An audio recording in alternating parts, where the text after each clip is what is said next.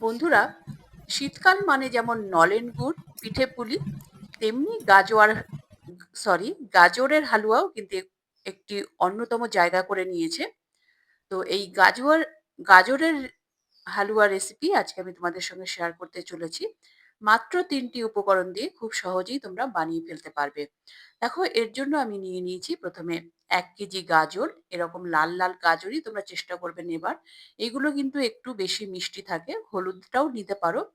তো এগুলো কিন্তু একটু বেশি মিষ্টি থাকে।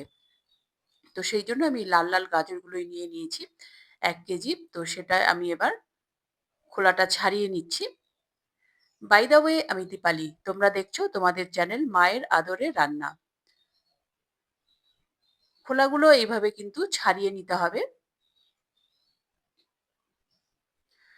তোমরা রেসিপিটি দেখতে, দেখতে চ্যানেলে যারা নতুন এসছো তারা চ্যানেলটিকে সাবস্ক্রাইব করে বেল আইকনটি প্রেস করে রাখো যেন পরবর্তী নোটিফিকেশন সবার আগে তোমার কাছে পৌঁছায়। এবং রেসিপিটি যদি ফেসবুক পেজ থেকে দেখে থাকো তাহলে পেজটিকে অবশ্যই ফলো করে রাখার অনুরোধ থাকলো। দেখতেই পাচ্ছ আমাদের কিন্তু একটা গাজর খোলাটা ছাড়ানো হয়ে গেছে। এইভাবেই কিন্তু আমি সমস্ত গাজরের খোলাগুলো ছাড়িয়ে নেব। আমাদের সমস্ত খোলাগুলো ছাড়ানো হয়ে গেছে গাজরের, দেখতেই পাচ্ছ কতটা সুন্দর লাগছে। এবার কিন্তু আমি এই মাথার দিকটা কেটে নেব এবং নিচের দিকটাও সামান্য কেটে দেব। সমস্ত গাজরগুলোই কিন্তু এভাবে মাথার দিকটা এবং নিচের দিকটা কেটে নিতে হবে। এবার আমি এই ধরনের একটা গ্রেটার নিয়েছি। সবথেকে যেটা বড় ছিদ্রযুক্ত সেখান থেকেই আমি সমস্ত গাজরগুলো গ্রেট করে নেব। গাজরগুলো কিন্তু ওপর থেকে নিচের দিকে নামাতে হবে। তো সেভাবেই কিন্তু আমাদের গাজরটা গ্রেট করে নিতে হবে। তাহলে কিন্তু গাজরের শেপটা প্রপার থাকবে এবং গাজরের হালুয়া হওয়ার পর গাজরগুলো কিন্তু পুরো ঘেঁটে যাবে না। একদম কিন্তু গাজরগুলো বোঝা যাবে। অথচ সুসিদ্ধ হবে এবং দেখতেও যেমন ভালো লাগবে, খেতেও কিন্তু ততটাই ভালো লাগবে। দেখো, আমাদের একটা গাজর কিন্তু গ্রেট করা হয়ে গেছে। দেখতেই পাচ্ছ টেক্সচারটা। তো এরকমই আমাদের টেক্সচারটা রাখতে হবে। না হলে কিন্তু পুরো একদম ঘেঁটে হয়ে যাবে যাকে বলা যায়। একটু সরু করে গ্রেট করলে। কারণ গাজরে এমনিই জল থাকে আরো অনেকটা ফোটাতেও হয়।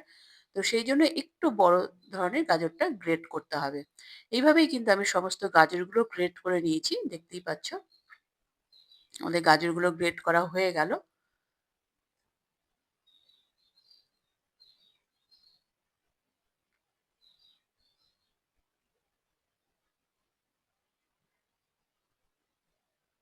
দেখতেই পাচ্ছ।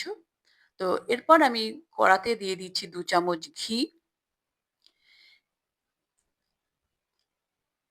ঘিটা চেষ্টা করবে একটু ভালো ঘি নেবার। কারণ ঘিয়ের ফ্লেভারটাই কিন্তু গাজরের পুরো অ্যাবসর্ব হয়ে যায়। তো ঘিটা মেল্ট হয়ে যাওয়ার পর আমি কিন্তু গাজরগুলো কড়ার মধ্যে দিয়ে দিলাম এবং ভালো করে নেড়ে দিতে হবে। আমার কিন্তু গ্যাসের ফ্লেমটা কিন্তু এখন হাই আছে। গাজরে জানো এমনি প্রচুর পরিমাণে জল থাকে। তো জলটাকে কিছুটা আমাদের রিডিউস করে নিতে হবে। এইভাবে বলতে পারো ভেজে নিয়ে বা সাঁতলে নিয়ে। তো এরপর ভালো করে নাড়াচাড়া করার পর আমি দিয়ে দিচ্ছি, দেখতেই পেলে, ২ চিমটি মতো নুন। নুন দেওয়ার ফলে কি হবে? টেস্টটা প্রপার আসবে, প্রপার ব্যালেন্স হবে এবং গাজরের যে জলটা আছে সেটা বেরোতে হেল্প করবে এবং প্রপার সেদ্ধ হতে সাহায্য করবে। এরপর আমি ঢেকে ৫ মিনিট রেখে দেবো যেন গাজর প্রপার সেদ্ধ হয়ে যায়।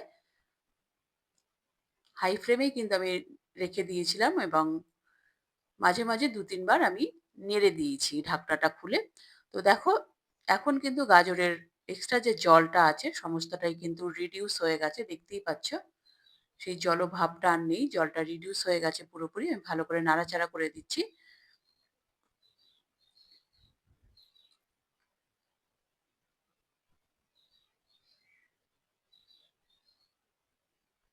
এরপর আমি গাজরের মধ্যে দিয়ে দিচ্ছি ১ লিটার জল, ১ লিটার দুধ, যেটা আমার ৩০% মতো রিডিউস করা আছে।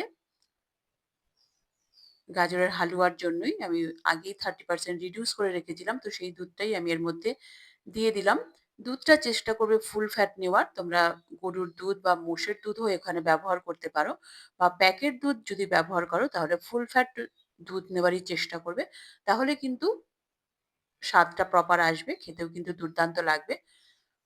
আমি কিন্তু ৫ মিনিট মতো ঢেকে রেখে দিয়েছিলাম দুধ দিয়ে নাড়াচাড়া করার পর। তারপরে দেখো ঢাকনা খুলে আমি নাড়াচাড়া করে নিচ্ছি। এবার কিন্তু আর ঢাকনা দেব না। এবার কিন্তু দুধটাকে রিডিউস করতে হবে আমাদের। দেখতেই পাচ্ছ আরো ৫-৭ মিনিট নাড়াচাড়া করার পর দুধটা অনেকটাই রিডিউস হয়ে গেছে। অনেকটাই ঘন হয়ে গেছে দেখতেই পাচ্ছ।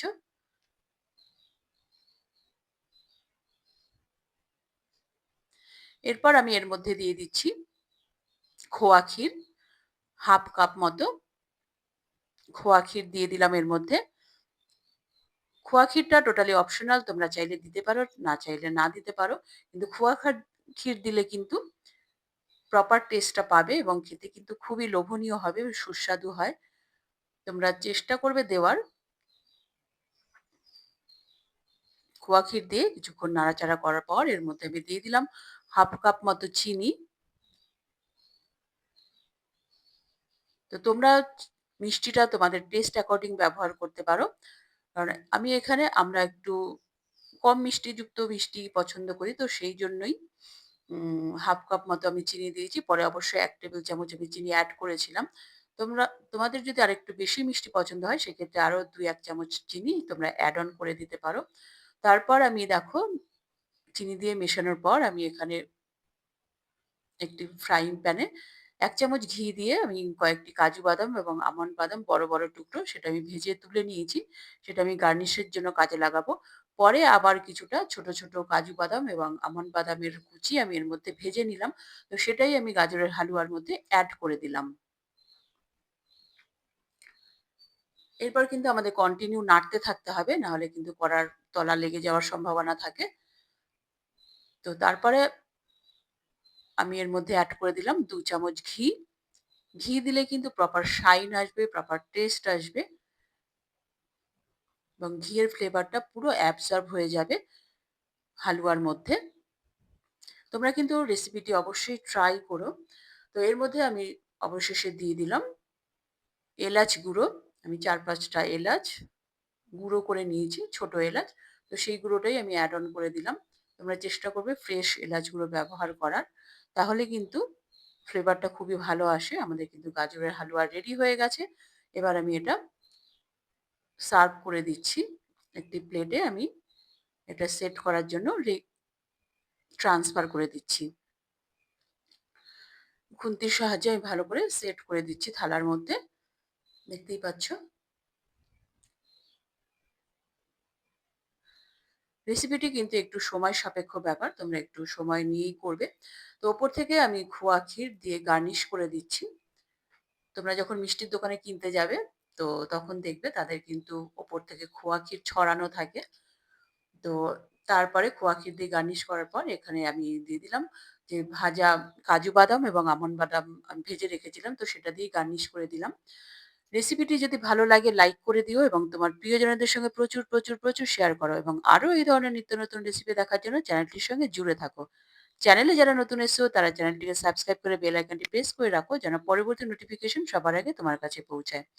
এবার কিন্তু চেখে দেখার পালা। খেতে কিন্তু দুর্দান্ত হয়েছিল। তোমরা কিন্তু রেসিপিটি অবশ্যই ট্রাই করো। তোমাদের জন্য রইল রেসিপি। তোমরা নিজেরা বানাও, নিজেরা খাও এবং পরিজনদের সঙ্গে শেয়ার করো। নমস্কার,